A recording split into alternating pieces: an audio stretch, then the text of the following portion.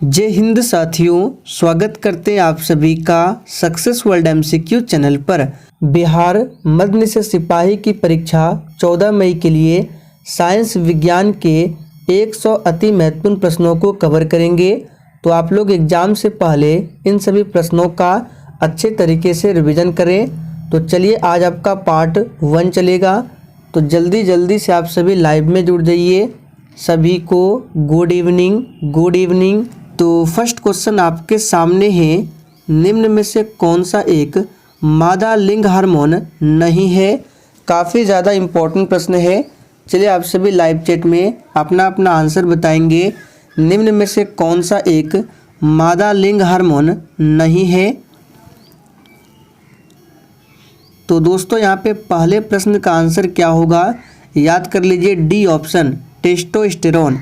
ये मादा लिंग हार्मोन नहीं है, ये पुरुष लिंग हार्मोन है। तो यहाँ पे डी ऑप्शन जो ही बच्चे दिए हैं उनका बिल्कुल सही आंसर है। दूसरा प्रश्न है, नेचुरल सिलेक्शन का सिद्धांत किसने प्रतिपादित किया था। चलिए आप सभी दूसरे प्रश्न के लिए आंसर बताएंगे। नेचुरल सिलेक्शन का सिद्धांत किसने प्रतिपादित किया था। तो दोस्तों इस प्रश्न को भी याद कर लीजिए, 2 से 3 बार पूछा जा चुका है। इसका सही आंसर है ऑप्शन सी, चार्ल्स डार्विन। याद रखेंगे, नेचुरल सिलेक्शन का सिद्धांत किसने प्रतिपादित किया, तो चार्ल्स डार्विन ने। तीसरा प्रश्न है, टमाटर का रंग लाल किस वर्णक की उपस्थिति के कारण होता है। बहुत ही शानदार लेवल का प्रश्न है। चलिए आप सभी तीसरे प्रश्न के लिए आंसर बताएंगे। टमाटर का रंग लाल किस वर्णक की उपस्थिति के कारण होता है। तो दोस्तों यहाँ पे तीसरे प्रश्न का आंसर है लाइकोपीन के कारण। ए ऑप्शन जो ही बच्चे दिए हैं उनका बिल्कुल सही जवाब है। आगे देखिए, मिट्टी में नमक की उच्च सांद्रता में उगने वाले पौधे क्या कहलाते हैं। चलिए आप सभी चौथे प्रश्न के लिए आंसर बताएंगे। मिट्टी में नमक की उच्च सांद्रता में उगने वाले पौधे क्या कहलाते हैं। तो याद रखिएगा, लवण मृदोद्भिद। यहाँ पे ए ऑप्शन जो ही बच्चे दिए हैं उनका बिल्कुल सही जवाब है। अनवीकरणीय ऊर्जा का स्रोत क्या है। बिल्कुल एग्जाम में पूछा जाने वाला प्रश्न है, फटाफट से आंसर बताइए। अनवीकरणीय ऊर्जा का स्रोत क्या है। तो यहाँ पे पांचवें प्रश्न का आंसर जो बच्चे ऑप्शन ए दिए हैं उनका बिल्कुल सही जवाब है कोयला। कोयला क्या है, तो ये अनवीकरणीय ऊर्जा का स्रोत है। जबकि पवन, जल, सूर्य ये सभी क्या है, नवीकरणीय ऊर्जा के स्रोत है। निम्न में से कौन सी मूल मात्रक नहीं है। चलिए आप सभी 6 के लिए आंसर बताएंगे। निम्न में से कौन सी मूल मात्रक नहीं है। तो देखिए, हमने आपको बताया था टोटल 7 मूल मात्रक है, जिसमें मीटर होता है, सेकंड होता है, एम्पियर होता है, लेकिन ओम नहीं होता है। तो यहाँ पे डी ऑप्शन आपका सही जवाब है, ये मूल मात्रक नहीं है। गैमेक्सिन, डीडीटी और ब्लीचिंग पाउडर महत्वपूर्ण यौगिक है। चलिए आंसर कीजिए, किसके महत्वपूर्ण यौगिक है। गैमेक्सिन का सूत्र क्या होता है, तो C6H6Cl6 ये गैमेक्सिन का है। डीडीटी का पूछा जाता है तो C14H9Cl5 ये डीडीटी का है। और ब्लीचिंग पाउडर का आप सभी जानते हैं CaOCl2। तो अगर आप लोग ध्यान से देखेंगे तो सभी में देखिए क्लोरीन आ रहा है। तो आंसर क्या होगा, गैमेक्सिन, डीडीटी और ब्लीचिंग पाउडर ये क्लोरीन के महत्वपूर्ण यौगिक है, ध्यान रखना है। डायोड का प्रयोग निम्न रूप में होता है। चलिए आप सभी 9 के लिए फटाफट से आंसर बताएंगे। जीनर डायोड का प्रयोग निम्न रूप में होता है। तो यहाँ पे सही जवाब है वोल्टता नियंत्रक। जीनर डायोड का प्रयोग वोल्टता नियंत्रक के रूप में किया जाता है। संवहनी पौधों में पानी किससे ऊपर जाता है। बहुत ही सिंपल प्रश्न है, लेकिन एग्जाम में पूछा जाता है, फटाफट से आंसर कीजिए। संवहनी पौधों में पानी किससे ऊपर जाता है। तो देखिए पानी यानी कि जल, तो ज से जल और ज से जाइलम यानी कि जाइलम टिश्यू के द्वारा पौधों में पानी ऊपर जाता है। और भोज्य पदार्थ पूछे तो फ्लोएम टिश्यू के द्वारा। तो फिलहाल आंसर होगा डी ऑप्शन। जल चक्र में कौन सी प्रक्रिया सम्मिलित नहीं होती है? चलिए दोस्तों 11 के लिए आंसर कीजिए। जल चक्र में कौन सी प्रक्रिया सम्मिलित नहीं होती है?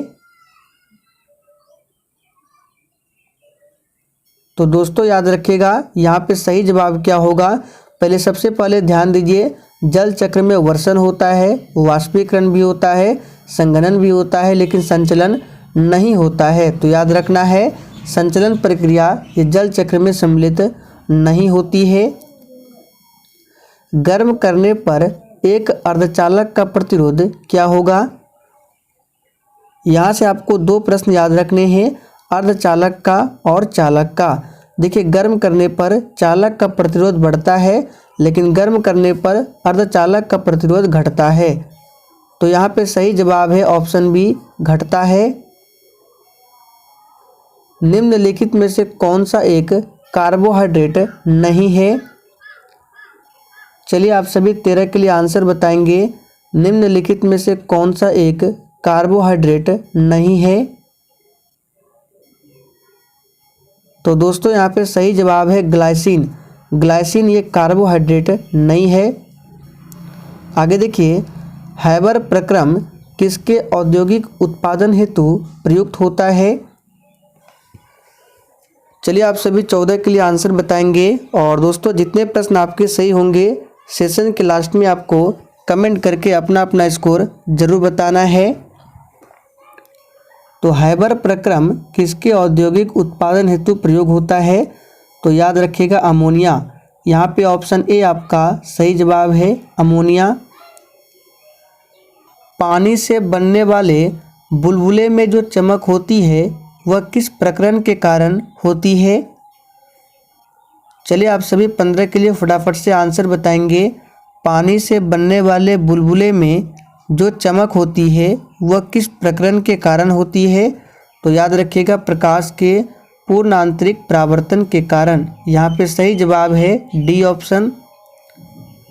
एड्स रोग का जनक है, यानी कि ये जो एड्स रोग है एक्वायर्ड इम्यूनो डिफिशियंसी सिंड्रोम, ये किसके कारण होता है? तो ये वायरस के कारण होता है। HIV वायरस यानी कि विषाणु के कारण होने वाला रोग है। तो सही जवाब है बी ऑप्शन। विश्व एड्स दिवस मनाया जाता है प्रत्येक वर्ष 1 दिसंबर को, इसे भी ध्यान रखेंगे। मानव के रुधिर का विडाल टेस्ट किसके संक्रमण को दर्शाता है? चलिए आप सभी 17 के लिए आंसर कीजिए। मानव के रुधिर का विडाल टेस्ट किसके संक्रमण को दर्शाता है? तो याद रखिएगा साल्मोनेला टाइफी। यहाँ पे डी ऑप्शन जो भी बच्चे दिए हैं उनका बिल्कुल सही जवाब है। निम्न में से कौन सा भाग मनुष्य के मादा प्रजनन तंत्र में नहीं होता है? बिल्कुल इसी तरह के प्रश्न आपके एग्जाम में पूछे जाएंगे, फटाफट से आंसर कीजिए। निम्न में से कौन सा भाग मनुष्य के मादा प्रजनन तंत्र में नहीं होता है? तो दोस्तों याद रखिएगा ये है शुक्रवाहिनी। यहाँ पे सी ऑप्शन जो भी बच्चे दिए हैं उनका बिल्कुल सही जवाब है। ब्रायोफाइटा पादप सामान्यतः पाए जाते हैं। आपको एक भी प्रश्नों को स्किप नहीं करना है, सारे प्रश्न एग्जाम के लिए इम्पोर्टेंट रहेंगे। ब्रायोफाइटा पादप सामान्यतः पाए जाते हैं नम व छायादार आवासों में। तो यहाँ पे सी ऑप्शन आपका सही जवाब है। अंतःश्वसन तभी होता है जब वायुमंडलीय दाब से फेफड़ों का दाब क्या हो? और देखिए इसका PDF आपको टेलीग्राम पर मिल जाएगा। टेलीग्राम का लिंक इसी वीडियो के नीचे डिस्क्रिप्शन बॉक्स में है। तो ध्यान दीजिए अंतःश्वसन तभी होता है जब वायुमंडलीय दाब से फेफड़ों का दाब क्या होता है? कम होता है। सोनार में खाली स्थान तरंगें प्रयुक्त होती है, यानी कि सोनार में किस प्रकार के तरंगों का प्रयोग होता है? पराध्वनि, अवध्वनि, रेडियो या फिर श्रव्य तरंग। तो यहाँ पे जो भी बच्चे ऑप्शन ए बता रहे हैं बिल्कुल सही जवाब है। सोनार में पराध्वनि तरंगे प्रयुक्त होती है। तो सही जवाब है ए ऑप्शन। स्टेनलेस स्टील में निम्न में से कौन सा तत्व मौजूद नहीं है। चलिए आप सभी 22 के लिए फटाफट से आंसर बताइए। स्टेनलेस स्टील में निम्न में से कौन सा तत्व मौजूद नहीं है। तो देखिए स्टेनलेस स्टील में क्या क्या होता है, याद रखिएगा। यहाँ पे आयरन होता है, क्रोमियम होता है, निकेल होता है, साथ में कार्बन भी होता है, लेकिन टंगस्टन नहीं होता है। तो सही आंसर है बी ऑप्शन। कोशिका में आनुवांशिक पदार्थ क्या है। और देखिए अगर आपको किसी भी प्रश्न में किसी भी प्रकार का थोड़ा भी डाउट होता है तो आप लोग तुरंत कमेंट करके पूछ सकते हैं। और दोस्तों मध्य निषेध सिपाही के लिए आज से पहले जितने भी क्लास कराए गए हैं सभी क्लास को प्लेलिस्ट में ऐड कर दिया गया है। लगभग 3 से 4 प्लेलिस्ट होगा और उस प्लेलिस्ट का लिंक आपको यहाँ ऊपर शो हो रहा होगा, तो आप लोग क्लिक करके देख सकते हैं। तो यहाँ पे इस प्रश्न का आंसर क्या होगा। तो जो भी बच्चे ऑप्शन ए बता रहे हैं उनका बिल्कुल सही जवाब है डीएनए। कोशिका की खोज किसने किया था। तो रॉबर्ट हुक ने। निम्न में से किस प्रकार के बल्ब में ऊर्जा की खपत सबसे कम होगी। चलिए दोस्तों 24 के लिए आंसर कीजिए। निम्न में से किस प्रकार के बल्ब में ऊर्जा की खपत सबसे कम होगी। तो याद रखिएगा एलईडी में। एलईडी का फुल फॉर्म पूछा गया था एग्जाम में, तो लाइट एमिटिंग डायोड। याद रखिएगा लाइट एमिटिंग डायोड होता है। खाली स्थान वह पादप जिसमें बीज फलों के भीतर होते हैं क्या कहते हैं। यानी कि उस पादप का नाम बताना है जिसमें बीज जो है फलों के भीतर होते हैं।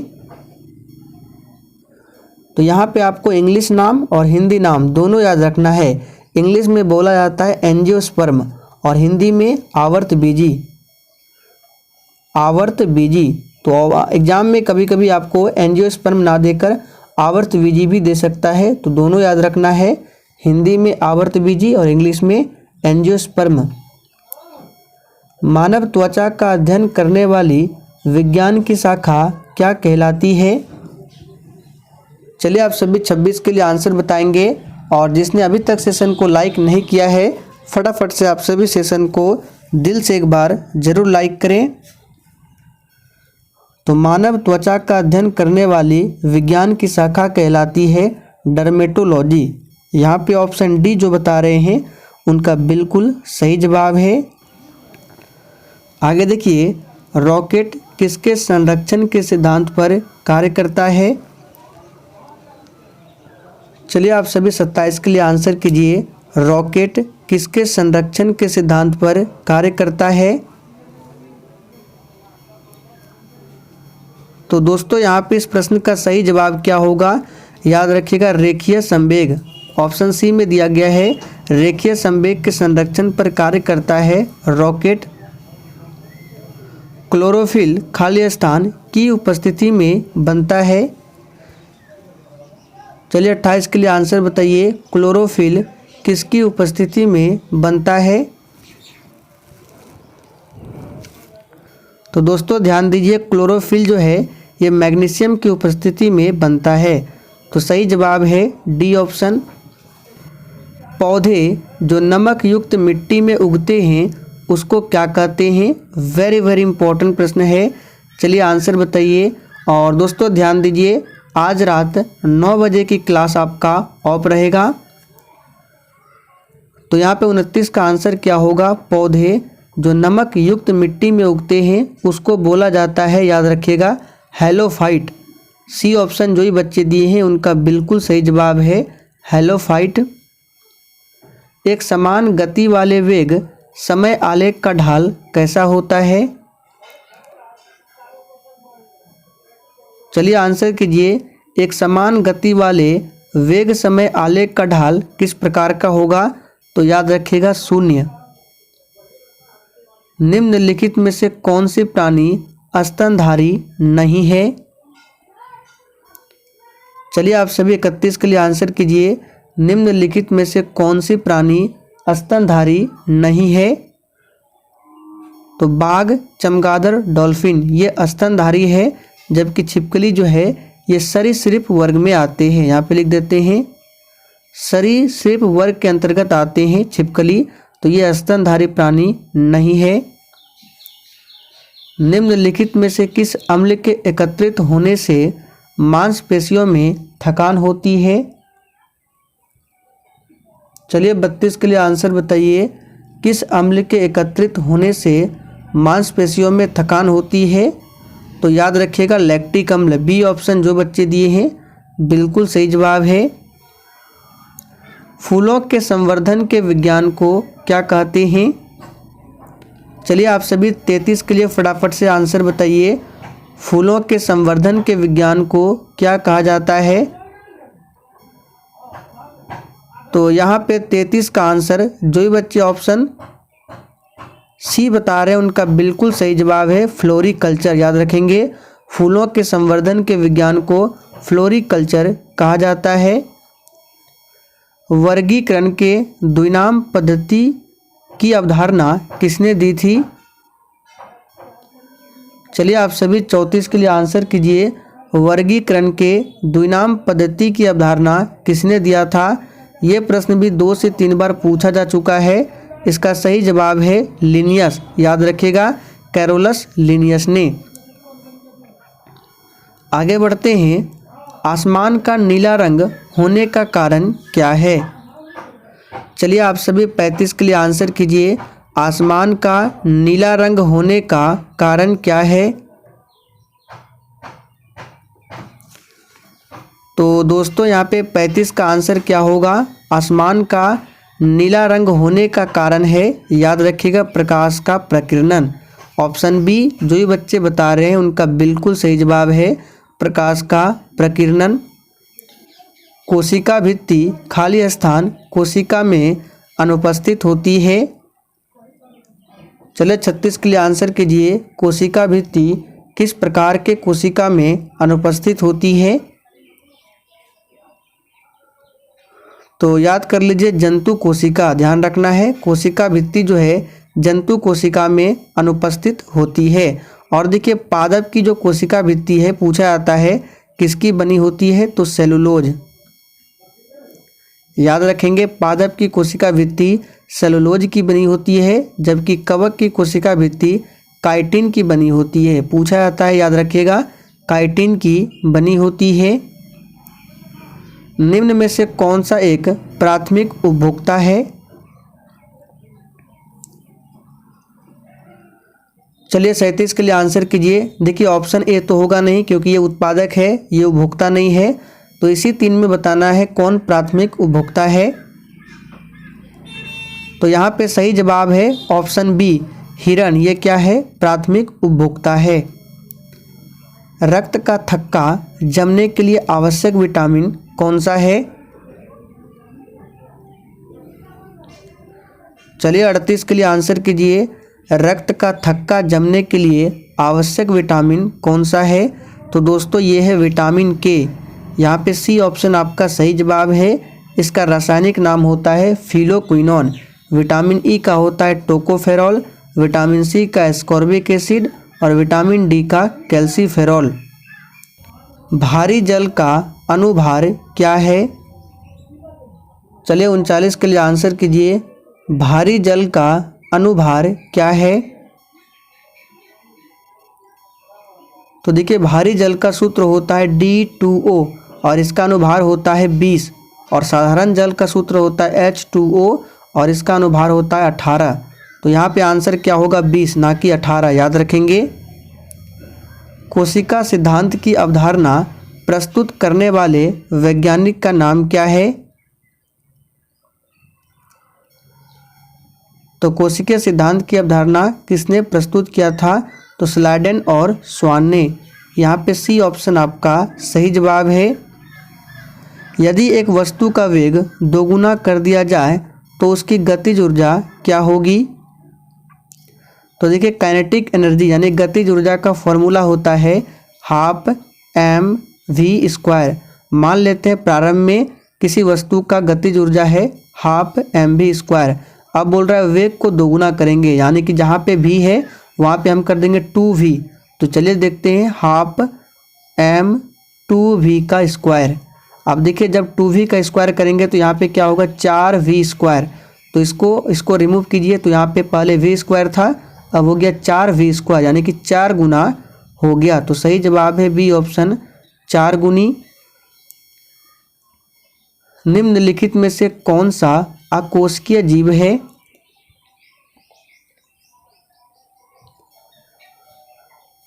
तो अकोशिकीय जीव कौन है? विषाणु यानी कि वायरस। बी ऑप्शन आपका सही जवाब है।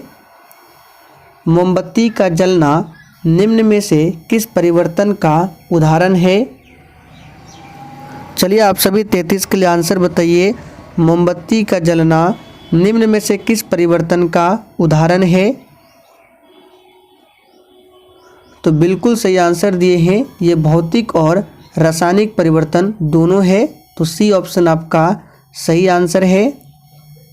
नील हरित शैवाल क्या है? चलिए आप सभी 44 के लिए आंसर बताइए। नील हरित शैवाल क्या है? तो दोस्तों यहाँ पे सही जवाब है नील हरित शैवाल है स्वपोषी। सी ऑप्शन जो ही बच्चे दिए हैं उनका बिल्कुल सही जवाब है स्वपोषी। निम्नलिखित में से किसका द्रव्यमान सबसे अधिक है? चलिए 45 के लिए आंसर कीजिए। निम्नलिखित में से किसका द्रव्यमान सबसे अधिक है? तो याद रखिएगा अल्फा कण का द्रव्यमान सबसे अधिक है इन चारों ऑप्शन में से। पुष्प के किस भाग से केसर उत्पन्न होता है? और देखिए अभी तक आप लोगों ने सेशन को लाइक नहीं किया है तो फटाफट से आप सभी सेशन को एक बार ज़रूर लाइक करें। तो पुष्प के किस भाग से केसर उत्पन्न होता है? याद रखिएगा वर्तिकाग्र से। यहाँ पे बी ऑप्शन आपका सही जवाब है। वर्मी कंपोस्ट में संलग्न मुख्य जीव का नाम क्या है? तो देखिए वर्मी कंपोस्ट यानी केचुआ पालन, तो यहाँ पे सही जवाब है ए ऑप्शन केचुआ। और केचुआ पालन को बोला जाता है वर्मी कल्चर। तो वर्मी कंपोस्ट में संलग्न मुख्य जीव का नाम है केचुआ। प्रति चुंबकीय पदार्थ की चुंबकीय प्रकृति कैसी होती है?